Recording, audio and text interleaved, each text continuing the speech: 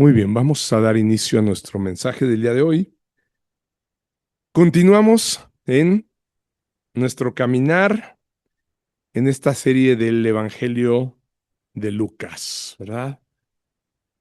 La última vez revisamos la institución de la Cena del Señor, ¿recuerdan? Ahí nos quedamos cuando el Señor hace ese hermoso anuncio, esas grandes revelaciones sobre lo que sería el cumplimiento de la profecía que se generó precisamente con el decreto divino, ¿verdad? En los lugares celestiales, antes de que nosotros fuéramos creados, antes de la fundación del mundo, ¿verdad?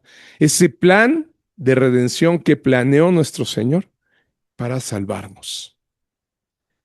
Recuerdan que en esa celebración, ¿no? De la Pascua, les dejó claro que ese plan de redención se llevaría a cabo por medio de su cuerpo, ¿verdad? Que Él iba a entregar por nosotros. Y con su sangre que se derramaría para sellar el nuevo pacto, ¿no? Que también se había revelado por medio del profeta Jeremías, ¿se acuerdan? Que lo revisábamos, ¿no? Jeremías fue quien hablaba de ese nuevo pacto que Dios iba a hacer, ya no como el que había, dice, hecho con sus padres y que que fallaron, que lo desecharon. Este es un nuevo pacto que yo mismo, ¿no? Hago. El Padre, el Hijo y el Espíritu Santo hacen ese pacto para llevarlo a nosotros. Es por eso que este pacto es totalmente eficaz, ¿verdad? El otro pacto requería de los hombres, era el pacto de obras, ¿no? Y en las obras, los hombres fallamos. Pero en la gracia, los hombres recibimos victoria, ¿verdad? La victoria de Él. Entonces, y recordemos que lo había dejado como una ordenanza, ¿verdad? El celebrar la cena del Señor. Era una ordenanza que teníamos que hacer, ¿qué? Constantemente. ¿Hasta cuándo? Hasta que Él regrese exactamente. Hasta su regreso, sigan haciéndolo ustedes, para que no se les olvide. Así como el Señor les había dejado celebrar la Pascua, ¿verdad? Desde que los sacó de Egipto y les dijo, no dejen de hacerlo, ¿verdad? Cada año. De la misma manera el Señor nos dice, no dejen de celebrar la cena del Señor, pero dice cada vez que coman el pan, o sea, constantemente, ¿sí? Esto es algo que no se nos debe de olvidar porque nos recuerda lo que Él hizo en la cruz, que ese pacto Él ya cumplió y que ahora nosotros tenemos que estar esperando su regreso, ¿verdad? Que va a regresar el Señor. Después de que menciona todo esto el Señor, viene algo que yo le llamé precisamente una sobremesa, ¿no? Y lo es, no es que yo le haya llamado, pues terminan de cenar, ¿verdad? Dice, ya cenaron, ya partieron el pan, ya tomaron la copa, se hizo toda la ceremonia de la Pascua, tal cual, y ahora se quedan en la sobremesa, siguen platicando, ¿verdad? Y pues esa sobremesa, como todos sabemos, ¿verdad? Cómo son las sobremesas, es algo ya más informal. Durante la cena, por lo regular, hasta incluso a los niños se les dice, no, hey, no se puede estar hablando todos al mismo tiempo, no hables con la boca llena, ¿no? Es algo más formal. La sobremesa ya es algo, ya donde nos ponemos a platicar, ¿no? Ya estamos como que se relaja la situación, ¿verdad? Ya no tiene la misma formalidad y más en cuanto se trataba de la cena que estaba el Señor instituyendo, la cena del Señor y la Pascua, que era una fiesta solemne, ¿verdad? Pero ya se había llevado a cabo la celebración y ahora ya estaban en la sobremesa del Señor con sus 12 discípulos, ¿verdad? Entonces, pero sabemos que esta iba a ser la última también. Esa última sobremesa, ese último momento de estar disfrutando, de estar platicando, ¿no? Con sus discípulos. En esta sobremesa, el Señor va a tocar los siguientes aspectos que tenemos ahí. Fíjense. Son 5 aspectos que por cuestión de tiempo, y los vi, la verdad, muy importantes, hoy solamente vamos a ver dos, ¿sí? Vamos a ver el pronunciamiento, un pronunciamiento que va a hacer el Señor, y la corrección, una corrección que también va a aprovechar el Señor ese momento para darles a sus discípulos. Ya después veremos ánimo y aliento, una predicción que hace, y también un cumplimiento profético. Todo esto de la voz de nuestro Señor, ¿verdad? Todo esto les va a decir en ese momento, en esa sobremesa que vamos a ver cómo se desarrolla. Ahorita, vamos primero, acompáñenme a ver el pronunciamiento, ¿sale? Ese va a ser nuestro primer punto, pronunciamiento, ¿ok? Ahí vamos. Entonces, después de haber cenado, recuerdan de haber tomado esa copa, la última, ¿verdad? Para hacerles saber que era la copa del nuevo pacto en su sangre, que decíamos bien ahorita, que fue mencionado y profetizado en Jeremías, el Señor va a aprovechar esa charla, ¿sí? Esa charla informal de sobremesa para hacer este pronunciamiento. Este pronunciamiento lleva dos sentidos. Un pronunciamiento profético, ¿sí? Les va a dar una profecía, algo que va a suceder en el futuro y en el futuro muy próximo, por supuesto, y un ay. ¿Se acuerdan de los ayes?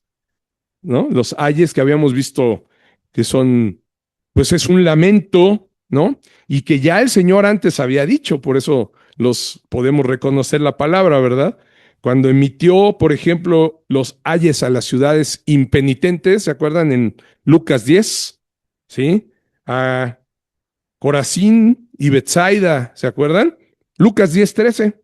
Vamos a ver, acompáñenme para recordar y ver la importancia de estos ayes que el Señor pronuncia.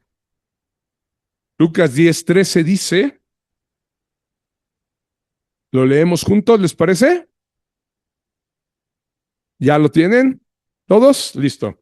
Ay de ti, Corazín, ay de ti, Betsaida, que si en Tiro y en Sidón se hubieran hecho los milagros que se han hecho en vosotras, también a que sentadas en silicio y ceniza se habrían arrepentido, ¿no?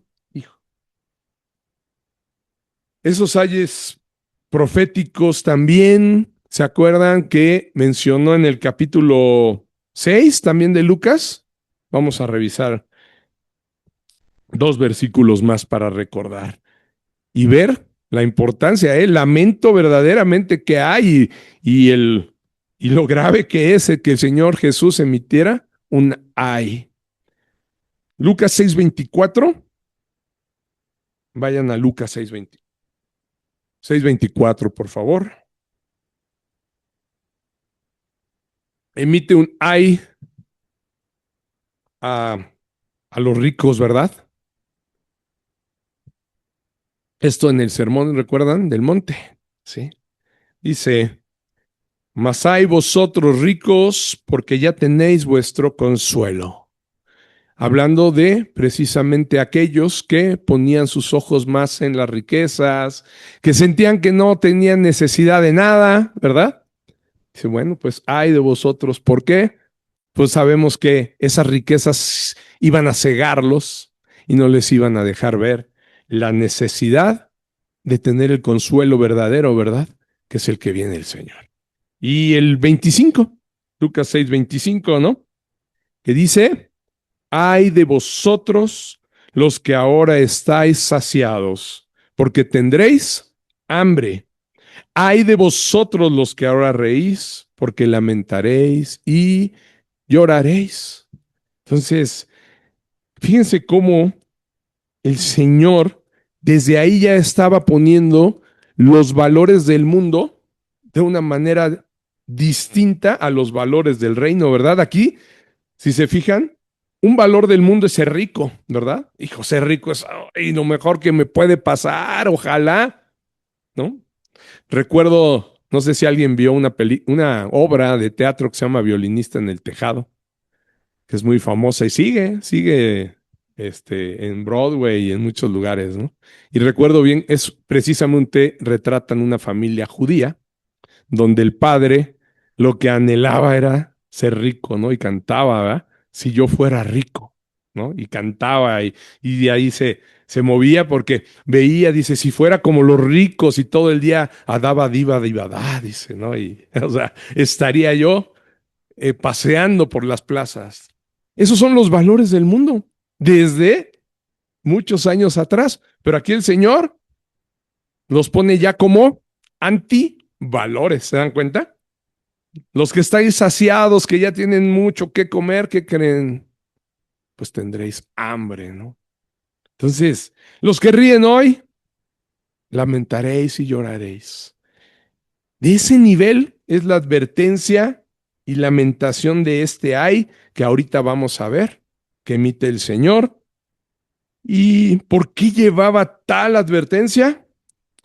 Porque el derramamiento de su sangre que les acababa de hablar, profetizar, iba a venir acompañado de un acto sumamente triste y de los más bajos que puede cometer un hombre, que es la traición.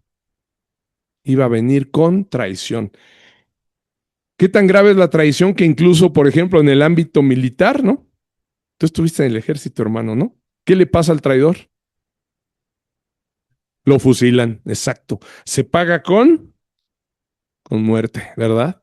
Le cuesta la vida al traidor. Entonces, imagínense qué tan grave es que hasta el mundo así lo considera, ¿no? La traición es algo que duele. Y sí, era una traición que iba a suceder y de uno de esos 12 discípulos que estaban ahí en esa sobremesa, de esos 12 discípulos que habían compartido el pan, de esos 12 discípulos que compartieron la copa y les fue revelado que esa era precisamente la sangre del Señor que iba a sellar el nuevo pacto. Con esos 12, uno de esos 12 lo iba a traicionar. Uno de esos 12 a los que había dado tanto amor, enseñanzas durante 3 años de su vida, ¿verdad? Les dedicó más de 3 años a estar con ellos día y noche. Y parece increíble que en aquellos que había depositado su confianza, uno lo iba a traicionar, ¿verdad? Vamos a leer esto que les digo. Acompáñenme del 21 al 23, por favor. Lucas 22. Vamos a leer ahorita 21 al 23 para ver esta situación que les comento.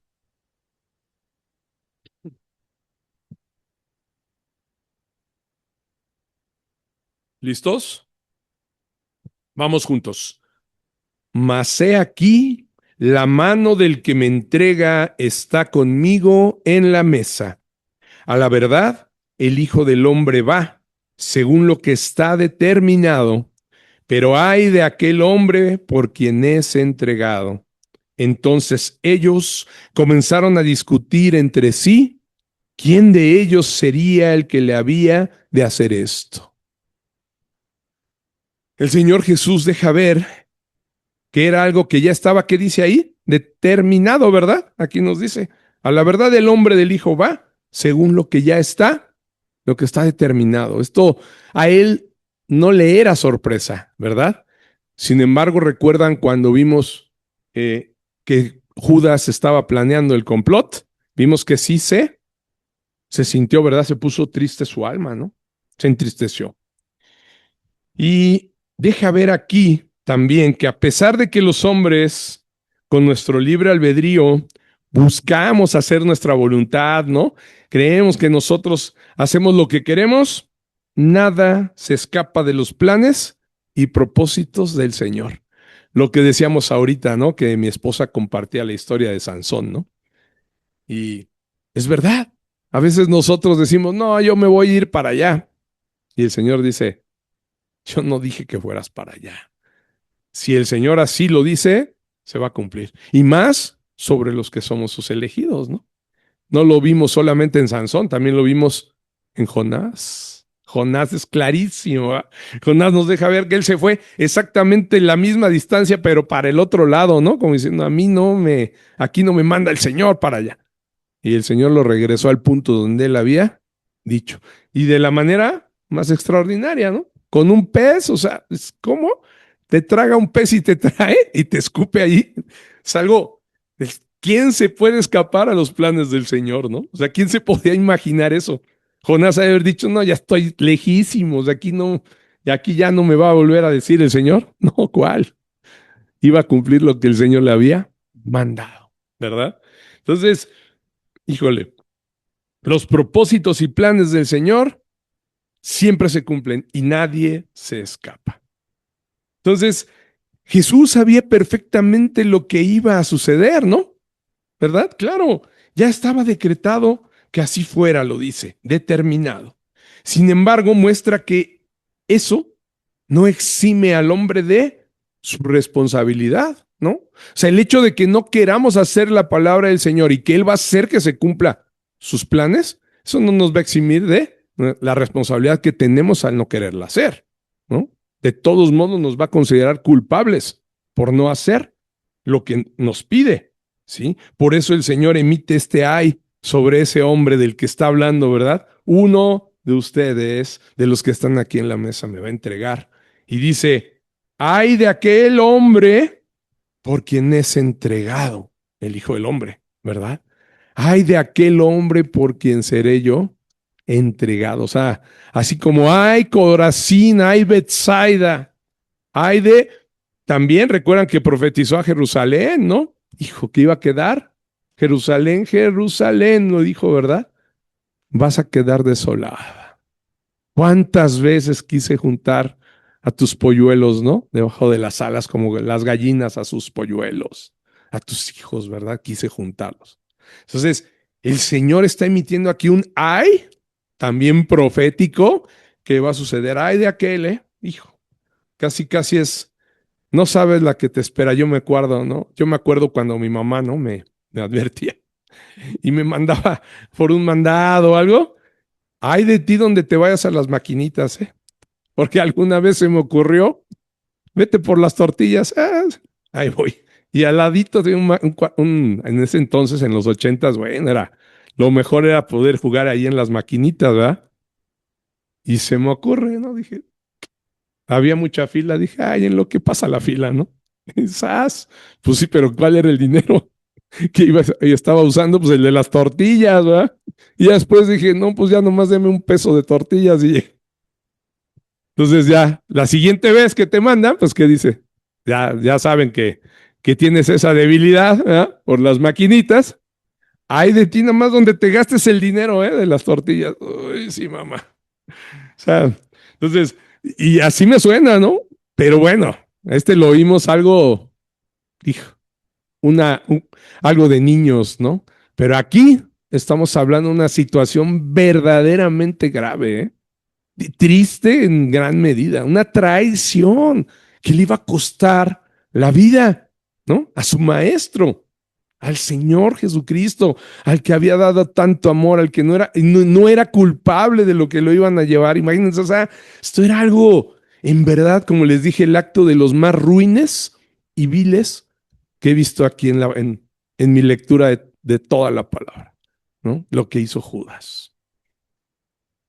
Y ahí está, ¿no? Toda la carga de la culpabilidad que les digo, ¿no? Él no exime al hombre, ¿no? El que haga algo que no le manda el Señor algo indebido contra él, no lo exime de culpa, pero para nada, ¿no? Y lo veíamos por eso en la vida de Sansón. Curiosamente, miren que mi esposa, hoy le dije, ¿puedes dar la bienvenida?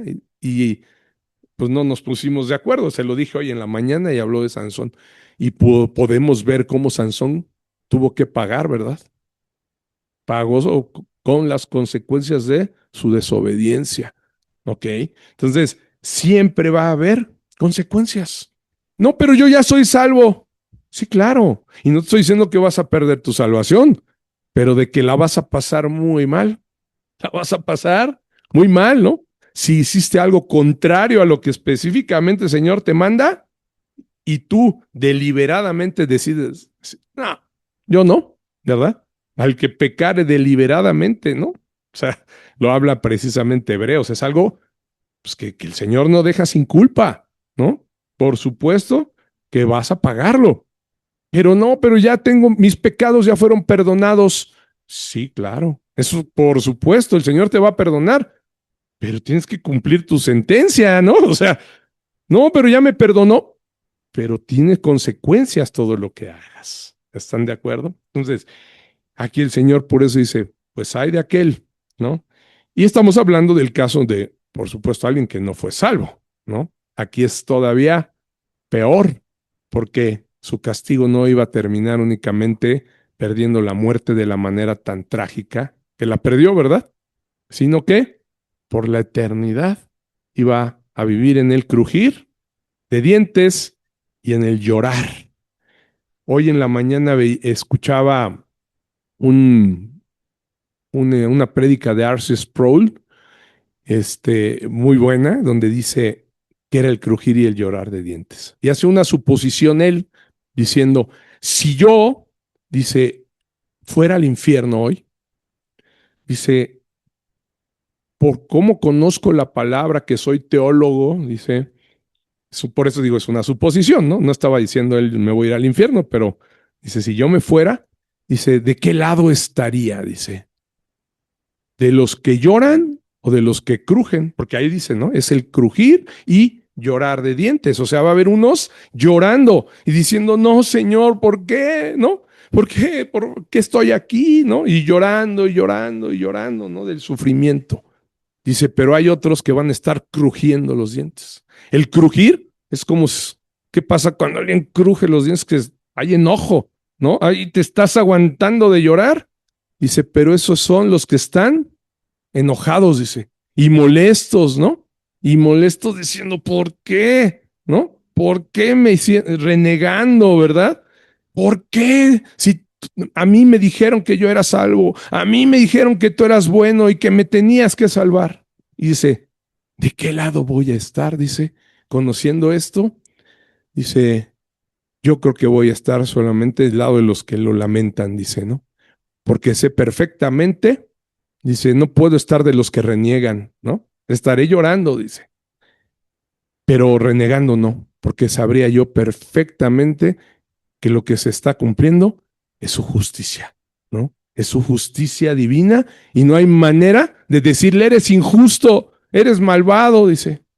No, claro que no, porque a Dios no se le puede decir que sea injusto.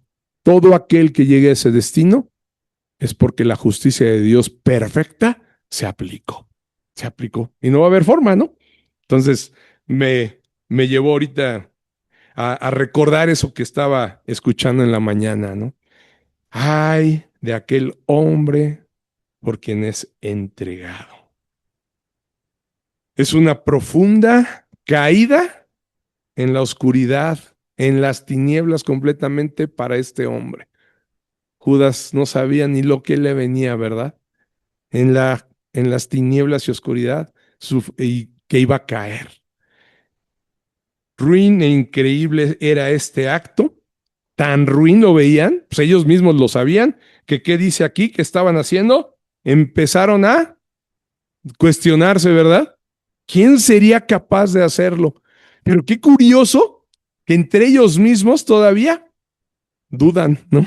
O sea, ¿seré yo? ¿No? ¿Iré a ser yo? Fíjense, o sea, yo digo, ¿cómo era posible? Pero bueno, pues seguían siendo hombres, humanos, y si lo estaba diciendo el maestro, por supuesto que iba a suceder, ¿verdad? Y por eso se preocuparon. Y es lo mismo que hoy debe estar pasando en nosotros cuando escuchamos la palabra. Pues si lo dice el maestro, va a pasar. Y mejor, más vale que yo me mantenga con él. Porque si él lo dice, eso es verdad, ¿no? Y no puedo jugármela. Rápidamente. Es que es increíble cómo el Señor, cuando voy preparando una prédica, me pone muchas situaciones para vivirla, para poderla primero pasar por mí, para podérselas entregar. Me pasó en una notaría, llevábamos horas sentados, dije, bueno, pues estas horas hay que aprovecharlas, ¿no? Pues en lo que viene el licenciado, pues hablar. Y entonces estaba hablando con los hijos de un hermano que ya no está con nosotros, que está con el Señor, de que era de los Gedeones, el hermano Marcelo, que era militar precisamente. Y sus hijos, pues diciendo, ¿no? El por qué no se acercaban y que andaban. Yo, yo hoy entiendo que el Señor me llevó a esa operación por más de un año de trabajo, imagínense. Pero hoy entiendo el por qué. Yo sabía que era para hablarle a su familia de mi hermano Marcelo, ¿no? La confianza que él había depositado en que yo vendiera su casa, a ciegas, así dijo, con David, por favor, y les dijo, y él va a ser porque él ya estaba medio enfermo, ¿no? Hoy me doy cuenta que era precisamente para que llegaran esos momentos en los que yo les pudiera hablar a ellos, ¿no? Y que volverles a predicar el evangelio y que recapacitaran en todo lo que yo estoy seguro que él les habló durante años, ¿no? Pero sale una persona ahí que era el comprador, la parte compradora. De repente cuando les estoy hablando, pues era un buen rato, entonces les pude hablar de muchos temas, dudas que tenían y, ¿no? Y me dice, de repente, se oye la voz del comprador que estaba al lado. Yo lo veía que hablaba con su abogado y como que no me hacían mucho caso, ¿no? Dije, bueno, pero pues le voy a hablar a los que me escuchen, ¿no? Y dice, David, te estoy escuchando. Y dije, pues qué bueno, ¿no? Dije, ay, gracias a Dios. Sí me estaba escuchando, ¿no? Y dice, pero ¿qué crees? Dice, todo eso que dices tú, dice, que platicas de que dejan los Nuevos Testamentos en los cajones, ¿no? De los hoteles, dice, para que la gente los lea y todo, dice, a mí me molesta. Es más, yo llego y encuentro uno de esos libros, así dice, y lo aviento, dice, y lo aviento, dice, porque me estorba para meter mis cosas, me enoja. Dije, ok, digo, bueno, digo, pues es que quizá tú no, pues no tienes fe, ¿no? Y no te parece. No, dice, ¿qué crees? Yo estuve 15 años en una iglesia evangélica, 15, dice, y no vuelvo, no regreso. Digo, entonces dije, híjole, yo tenía muchas ganas de decirle varios versículos que hablan de él, ¿verdad? Dije, no, pues ¿qué? Ya iba a decir, ¿qué crees? Pues la Biblia habla de ti. O sea, aquí varias veces, ¿verdad? Sí, entonces, pero bueno, ay, de aquel hombre, ¿verdad? Hijo, que deje a su señor, que lo traicione. Pero dije, bueno, tenía que ser cordial, ¿verdad? Y exhortar con amor. Y yo decía, hijo del Señor, ¿qué hago? ¿Cómo le hablo a este hombre, no? No, dice, es más, tengo un amigo David que se llama, como tú, tocayo, dice, que me sigue insistiendo, dice. Y yo le digo que no. ¿No? Y en eso, pues yo seguía pidiendo sabiduría al Señor, ¿no? Para no hablarle de la manera que yo le quería hablar, ¿no? Porque además, pues, interrumpió de manera para poner algo que además podía tropezar a los demás, ¿no? Y de donde menos esperaba viene la respuesta de uno de los que estaban enfrente, de los hijos de Marcelo, y dice, pues bueno, mira, yo te quiero decir, David, que cuando mi papá se convierte, dice, sí, fue siempre muy duro, dice, como militar, tú lo conoces, y dijo, sí, pues hasta nosotros nos traían marcando el paso, ¿no? Cuando íbamos a distribuir. Ustedes en este flanco y ustedes acá atrás. Y cuando salgan los jóvenes, usted va a tomarlos de este lado, usted de acá y de acá no se mueve. Pero pues los hermanos ya se iban con las cajas por allá y se les iba. Y pues venía la regañada de Marcelo, ¿no? ¿Ya vio cuántos se le fueron? Yo le dije, usted, y se fue y se distrajo, y ya sabe, ¿no? Pero era un celo por las cosas de Dios, de verdad era un siervo del Señor, porque no fallaba, porque estaba, a pesar de estar enfermo, todavía a mí me tocó ir atrás de él, o sea, porque se caía, o sea, con su emoción, luego andaba, ya no podía caminar bien, pero ahí andaba, ¿no? Entonces les dije, su papá era un siervo del Señor, y sí entiendo su formación, quizá por su formación, pues marcial, era su forma de ser, porque los militares lo llevan a su vida, además, es una disciplina que aprenden y que lo llevan hasta sus casas, ¿no? Entonces dije, pero yo recuerdo bien cuando su papá decía, qué buena cosecha nos dio el Señor, ¿no? Cuando veía que habíamos distribuido miles, ¿no? porque llegamos a distribuir miles. Y en el ejército, que le encantaba ir a los militares, igual, ¿no? Ahí se distribuyen hasta 7,000, 8,000 Nuevos Testamentos en una mañana pesada, pero llena de gozo, ¿no? Entonces dice este joven, dice, yo recuerdo cómo mi papá cambió. Dice, y tanta fe que tenía, dice, al grado de que una vez estábamos en una carretera y se nos descompuso el coche, dice, y todo, pero no había nada, o sea, así en esas, ¿no?, carreteras de dos sentidos, no me dijo a dónde se dirigían, pero bueno, dice, ahí estábamos y se descompone el carro, dice, y mi papá nos dijo, no se preocupen, y todos, pues, pero ¿qué hacemos? ¿No? Pues, ¿aquí quién? Y pues en esa época ni celulares, nada, ¿no? ¿Aquí quién nos va a ayudar? Dice, vamos a orar. El Señor nos va a mandar a alguien que nos va a ayudar. Y él dice, pues joven o, ¿no? No dijo la edad, pues niño o joven. Uy, no, pues aquí nos vamos a quedar, y dice, muerto de miedo, ¿no? Dice, no me lo van a creer. Llegó, dice, al ratito que mi papá terminó de orar, nos puso a orar, amén, dijo. Se quedó así esperando y al ratito llega un carro. ¿Qué se les ofrece? ¿Se les descompuso? Sí, yo traigo herramienta. Dice, traía toda la herramienta y todo lo necesario, dice, y echó a andar el coche y nos fuimos, dice. O sea, yo pude ver, dice, o sea, lo que dice, yo pude ver verdaderamente esas cosas que sucedían. Y esa fue una, dice, ¿no? Y ya me contó 2 o 3 testimonios. Entonces dije, pues a ver si este cuate, ¿no? Pero este seguía arremetiendo, ¿no? No, pues no, dice, pues mi pastor no me sabía decir, pues ya se los conté, creo que a los varones, ¿verdad? Van a decir que ya les estoy, volviendo a contar la misma historia. ¿Verdad? Dice, no, pues yo no, dice, y yo no, yo le preguntaba a mi pastor y no tenía preguntas para mí y todo. Dije, bueno, total, lo que, pues a lo que lo quise llevar es, pues precisamente, él decía que los de la India y los chinos, ay, hasta dijo, ¿verdad?, que se había quitado una gran carga de quitarse a Cristo de encima. Dijo, hijo, yo dije, no, bueno, este cuate se llama apóstata, ¿verdad? Le dije, bueno. Anticristo, bueno, sí, hay muchas, por eso te digo, yo solo rogaba que el Señor me diera palabras de amor y sabiduría, ¿no? Pero dije, bueno, digo, ¿qué crees? Dice, mira cómo viven felices los chinos y ni saben de Cristo. Mira cómo viven felices en la India y ni saben de Cristo, dice yo. Y yo igual, ve, como yo soy feliz. Y ya, me quité esa carga. Ok, le dije, bueno. Le digo, ¿qué crees? Lo que pasa es que quizá en donde tú ibas te enseñaron lo que muchos enseñan, ¿no? Que Dios vino a salvar a todo el mundo, ¿no?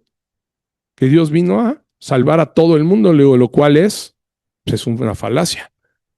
Precisamente por eso tú puedes ver que hay chinos porque él decía que estaban en paz y felices. Le dije, bueno, te puedo decir que ninguno de ellos está ni feliz ni en paz. Y el mundo no está en paz. No, pues ve la ONU, ¿cuántos años lleva? ¿Y a poco en el mundo hay paz? No hay paz. Eso es una mentira. Es una paz falsa, ¿no?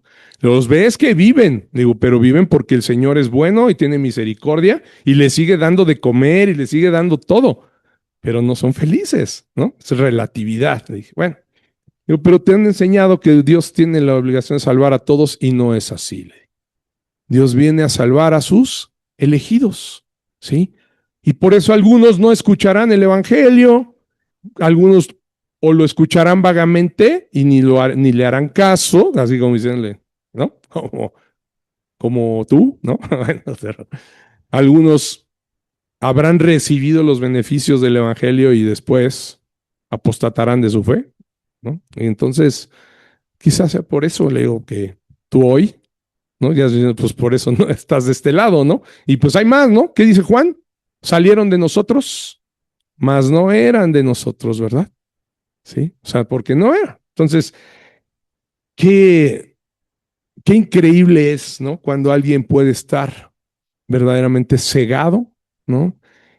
Y, y habiendo, porque yo estoy seguro que 15 años debió haber escuchado mucho. O sea, 15 años, ¿qué no puedes aprender en 15 años? Bastante, ¿verdad? Pero finalmente, pues no era una oveja, ¿verdad? O no lo sé, como les dije yo el viernes, ¿no? La historia no ha terminado. Ruego a Dios pues que se arrepienta, ¿no? ¿Verdad? y que a lo mejor lo pueda encontrar en el cielo. Si no lo vuelvo a ver aquí en la tierra, que llegara y que me diga, hermano, dije, bueno, sí se arrepintió, ¿verdad? De todo lo que blasfemó ahí, porque Dios todavía, si le sigue dando la vida y es una de sus ovejas, que les he dicho, el Señor no pierde una. Bueno, no lo he dicho yo, lo dice Él, ¿verdad? En Juan 10. Entonces, Él no pierde, ninguna oveja es arrebatada de su mano, pero hasta ahí donde conocemos y viendo su falta de frutos, pues yo podría decir pues, que es de estos, ¿verdad? De los que niegan al Señor. En Judas, ¿qué pudimos ver? Pues que finalmente se suicidó, se quitó la vida. Entonces ahí sí podemos decir que no era de sus ovejas, ¿verdad? Que ese acto ruin era algo que iba a hacer, a tener consecuencias, ¿verdad? Y fíjense cómo el Señor incluso mantiene el anonimato de este hombre. Vean qué amor del Señor, qué amor verdaderamente, que cuando les dice aquí, uno de ustedes, ¿verdad? Pues no está diciendo el nombre Judas, ¿no? No, o sea, el Señor mantiene su anonimato y por eso es que empezaron a discutir todos, ¿verdad? No, pues, ¿quién será? Dijo que uno de los 12. ¿Quién va a atreverse a hacer esto contra el Señor? Pero a pesar de ese anonimato, el Señor cubriendo su identidad, este hombre no desistió de su acto. O sea, todavía imagínense ahí, se dan cuenta y todavía tenía chance, ¿verdad? Así como decir, híjole, pues nadie sabe, ¿no? No han dicho que soy yo, bueno, pues mejor ya no lo hago. No, estaba decidido a hacerlo y también sabemos que es porque ya estaba determinado. Pero fue su libre albedrío. ¿Se dan cuenta? Él tomó esa decisión. Él fue y él es culpable de su decisión. Aunque tenía que ser porque Dios así lo tenía dispuesto, pero el hombre de cada decisión es culpable, es responsable exactamente. De cada decisión es responsable. ¿Sí? Entonces, por eso les decía, es increíble cuando el corazón de un hombre se encuentra cegado por la oscuridad y las tinieblas del pecado. No puede ver, ni siquiera puede distinguir las buenas oportunidades, ¿verdad?, que Dios le da y no desiste de pecar. Él tenía esa oportunidad, yo ahí lo veo y digo, híjole, pues ahí hubieras dicho, ¿no? Ay, nadie, ya lo dijo el Señor, ya se enteró, ¿no? Así, ching, ya se enteró. ¿Y ahora? Y no, pero nadie sabe, bueno, no lo hago, no. Siguió con su plan y fue con los sacerdotes y con los jefes de la guardia y cumplió lo que había acordado. Cuando el Señor le dice al ciego de nacimiento, que veíamos, ¿quién estuvo el jueves de aquí? Noemí, ¿verdad? Que veíamos en el ciego de nacimiento, también nos deja ver que muchas veces el Señor también habla para juicio, ¿sí? Y yo lo entendí ese día que estaba en la notaría. No, el evangelio no para todos es salvación. El evangelio cuando es predicado para muchos es juicio y les muestra únicamente por qué van a ser juzgados, ¿sí? Para los que él ha elegido, entonces habrá la respuesta eficaz y diremos, como nos pasó, yo sí creo, Señor, ¿no? Me arrepiento, perdóname, ¿no? Eres el Señor, el Salvador. Pero para otros, ¿qué creen? Es juicio. Para otros es para juicio, ¿sí? No todos los que escuchan el Evangelio se van a salvar, ¿no? Juan 9:39, por eso me acordé del ciego de nacimiento. ¿Recuerdan qué dijo? Jesús le dice, cuando interrogan al ciego, ¿no? Los fariseos le dicen, a ver, ven acá, ¿quién fue el que te salvó? El primero a los papás, ¿verdad? Hey, a ver, vengan ustedes, ¿es cierto que su hijo era ciego? Pues sí, nosotros lo tuvimos, ¿no? Eso sí sabemos. ¿Que quién lo salvó? Eso no lo sabemos. Dice, edad tiene, ¿verdad? Él ya tiene edad, pues pregúntenle a él quién fue. Pero lo que sí sabemos es que nuestro hijo era ciego y ahora ve, ¿verdad? Entonces, ¿qué dice en Juan 9:39? Para juicio he venido yo a este mundo, para los que no ven, vean, y los que ven, sean cegados. Ahí está. Alguien que se considera, yo no necesito de Dios, yo esto, no, como esta persona, ¿qué creen? Pues nada más fue para juicio, ¿no? Para decirle, pues, ¿qué crees? ¿No? Lo que le tuve que decir, pues es que el Señor a algunos elige y a algunos otros no. Algunos creen y algunos otros se pierden. Esa es la única explicación que yo veo en que alguien pueda de repente decir, yo no quiero nada de Dios, ¿no?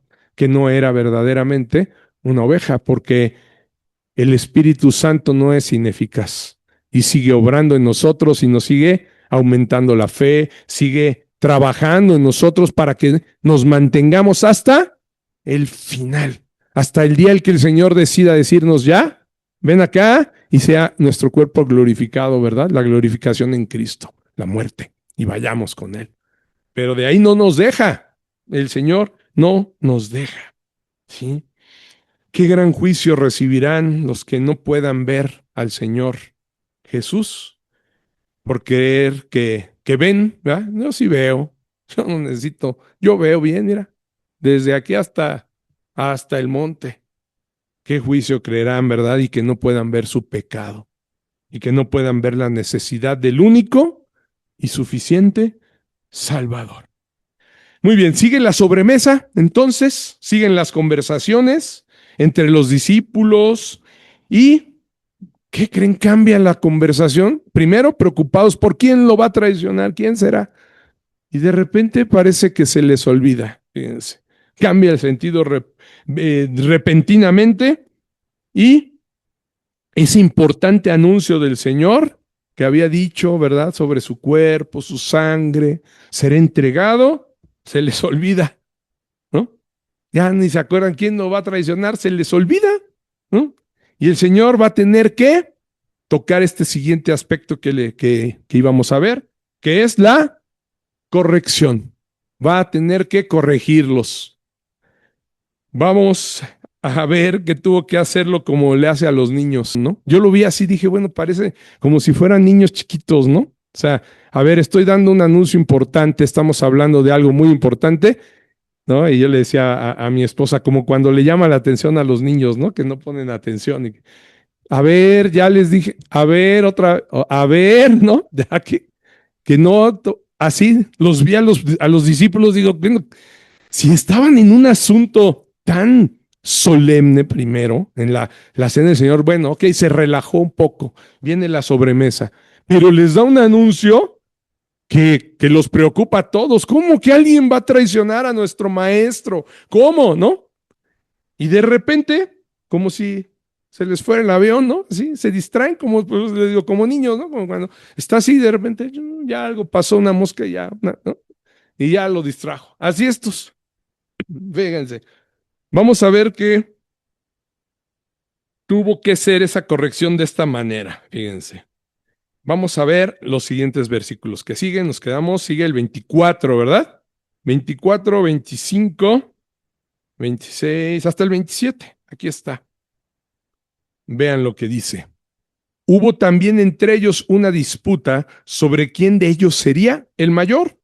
Pero él les dijo, los reyes de las naciones se enseñorean de ellas, y los que sobre ellas tienen autoridad son llamados bienhechores. Mas no así vosotros, sino sea el mayor entre vosotros como el más joven, y el que dirige como el que sirve. Porque, ¿cuál es mayor? ¿El que se sienta a la mesa o el que sirve? ¿No es el que se sienta a la mesa? Mas yo estoy entre vosotros como el que sirve. ¿A poco no parece como que hubo una distracción de niños, verdad? Ahí están hablando de algo y de repente se genera una disputa. Ya empezaron ahí a discutir. De repente vamos a discutir ahí. De atender el grave y solemne pronunciamiento del Señor sobre la traición, de repente viene la vergonzosa conversación sobre su propia gloria, ¿no? Ay, a ver a quién le va a tocar, ¿no? Más. A ver a quién le va a tocar estar arriba de los demás. Se me hace algo increíble, ¿no? A ver quién va a ser mayor entre nosotros, cuando el Señor les acababa de decir lo que iba a suceder, que iba a entregar su vida, ¿verdad? Por eso el Señor, con gran paciencia, sabiduría, los va a corregir. Los tiene que corregir, pues como a niños, ¿no? Dice, a ver, con una antítesis, fíjense que pone dos tipos de liderazgo en perspectiva. ¿Qué es una antítesis?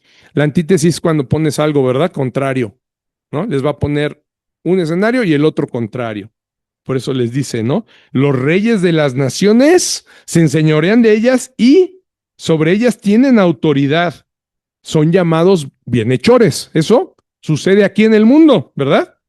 Mas no así vosotros. A ver, ustedes están queriendo tener posición, ustedes no lo hagan así, sino que en ustedes el mayor entre vosotros debe de ser, ¿qué dice? El mayor sea como el más joven, ¿no? Y el que dirige como el que sirve, ¿no? Completamente contrario a los valores del mundo, ¿verdad? Con esta antítesis, con estas dos cosas contrarias, pues les dice lo que sucede aquí en la tierra, ¿no? Los reyes son alabados, se alaba a los gobernantes, ¿verdad? ¿Cuánta gente hoy no encontramos, incluso cristianos, ¿no? Que alaban a los gobernantes como si ellos fueran, hombre, los que van a salvar el mundo. Pues, sabemos que no. Y les llaman bienhechores, ¿no? Ay, este sí nos ayudó. Ay, este qué bueno que nos vino y nos trajo ayuda. Y los alaban más, ¿verdad? Que al Señor. Y dice el Señor por eso, y les llaman bienhechores a los que se enseñorean de las naciones y los que tienen autoridad, ¿verdad? Pero en el reino de Dios les dice, no es para nada así, ¿eh? O sea, el reino de Dios no tiene que ver que seas el mayor, el gobernante, el que tiene autoridad. Ustedes no se comporten, les está diciendo, ¿verdad? Como el mundo les ha enseñado.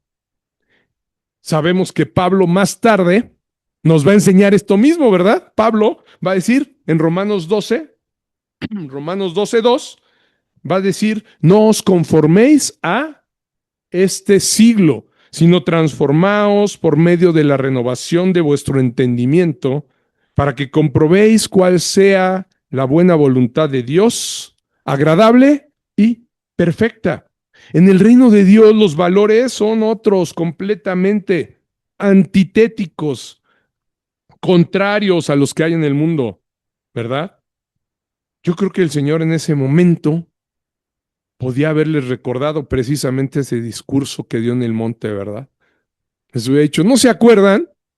¿No se acuerdan de lo que ya les había dicho y ahorita están viendo a ver quién es el mayor? Por eso el Señor aquí les dice, así no, vosotros no son así. En el 26, ¿no? Sino sea el mayor entre vosotros como el más joven y el que dirige como el que sirve.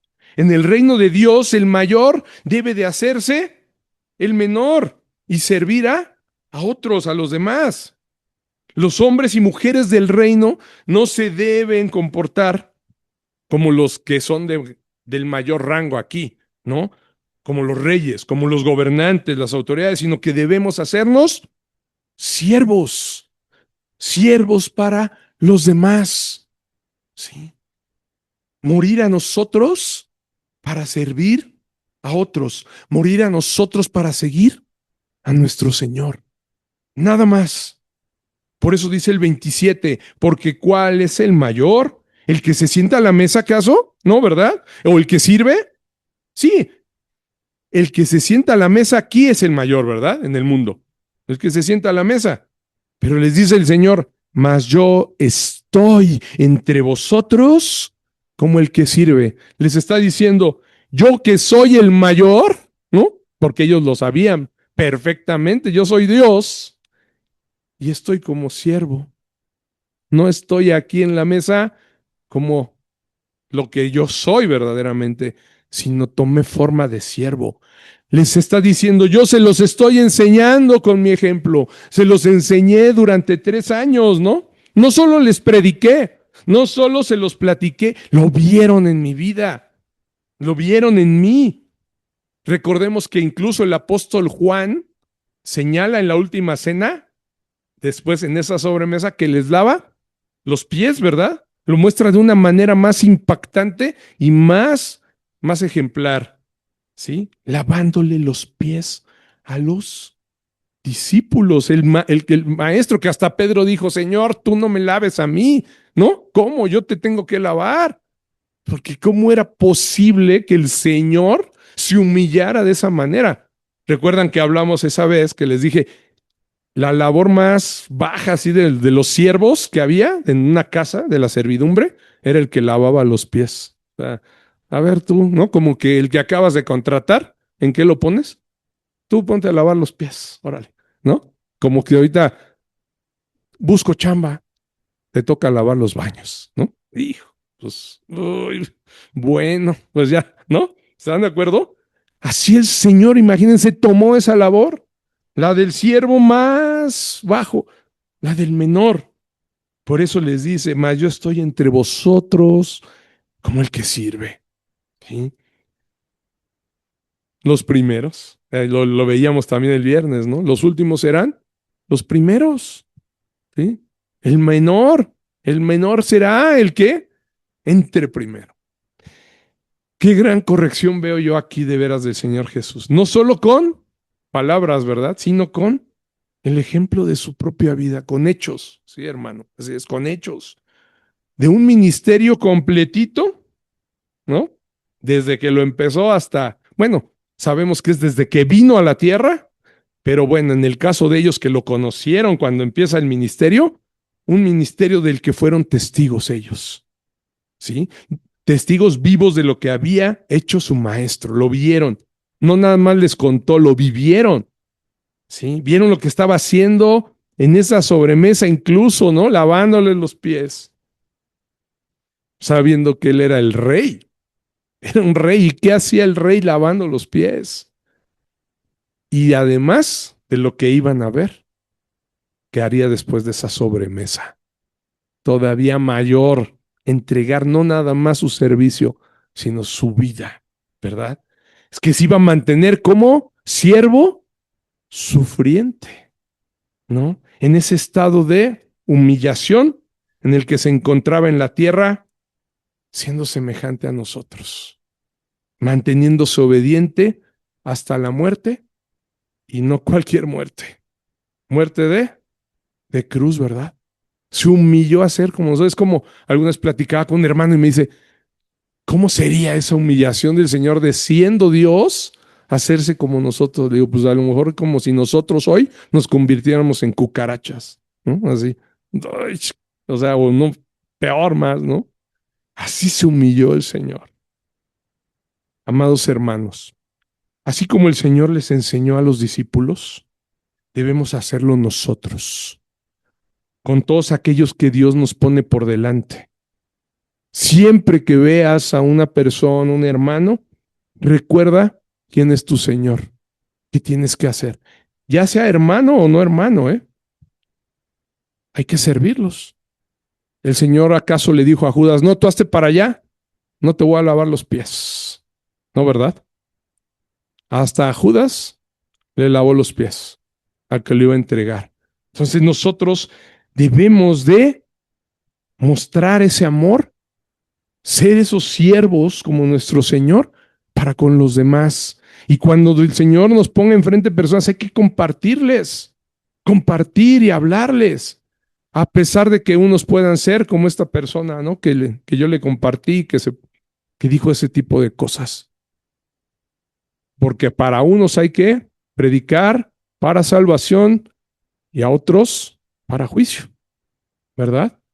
Pero nosotros, como siervos del Señor, hagámoslo siempre, compartamos y demos testimonio de que Él es nuestro Señor.